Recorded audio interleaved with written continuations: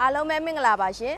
ကျမကတော့ Pornthavee Export Company Limited မှာအယောင်တာဝန်ခံမတ်ဣစာဖြိုးပဲဖြစ်ပါတယ်ရှင်ဒီနေ့ကျမတောင်သူဦးကြီးများကိုမိတ်ဆက်ပေးချင်တာကတော့ Kubota တလုံးတို့ဒီဇယ်အင်ဂျင် ZT ပဲဖြစ်ပါတယ်ရှင်Kubotaဒီဇယ်အင်ဂျင် ZT မှာဆိုလို့ရှိရင်မြင်းကောင်ရအနေဖြင့်10ကောင်17ကောင်12ကောင်14ကောင်15ကောင်ခွဲဆိုပြီးတော့ထုတ်လုပ်ပေးထားပါတယ်ရှင်ကျမတို့ ZT အင်ဂျင်ဟာခိုင်ခန့်အကြမ်းခန့်ခြင်းအရေးသွေးအာမခံခြင်းရုံးအားဆွဲအားကိုပုံမကောင်းမွန်စေတဲ့အပြင်စီစားနှုန်းကိုလည်းအထူးသက်သာစေပါတယ်ရှင် ZT အင်ဂျင်နဲ့ Traction တစိမ့် NC Black ကိုင်းကိုတွဲချိတ်ပြီးနောက်တွဲများဖြစ်ကြတဲ့စက်တုံးနှစ်ပန်းထဲ trailer ထိုင်မောင်းစက်တုံးများနဲ့လည်းတွဲချိတ်ပြီးတော့လုပ်ငန်းများစွာကိုလည်းလှုပ်ဆောင်နိုင်ပါတယ်ရှင် Kubota ZT အင်ဂျင်ဟာဆိုလို့ရှိရင်တောင်ယာလုပ်ငန်းလေယာလုပ်ငန်းဆယ်မြောင်းရည်တင်ခြင်းလုပ်ငန်းနဲ့ထော်လာကြီးအသေးစားအလက်စားများနဲ့တွဲဖက်အသုံးပြုနိုင်ပြီးလုပ်ငန်းများစွာအတွက်လည်းပုံမတင်လျော်စေပါတယ်ရှင်ဟုတ်ကဲ့ဒီနေ့ကျွန်မပြောပြပေးသွားတာကတော့ Kubota ဒီဇယ်အင်ဂျင် ZT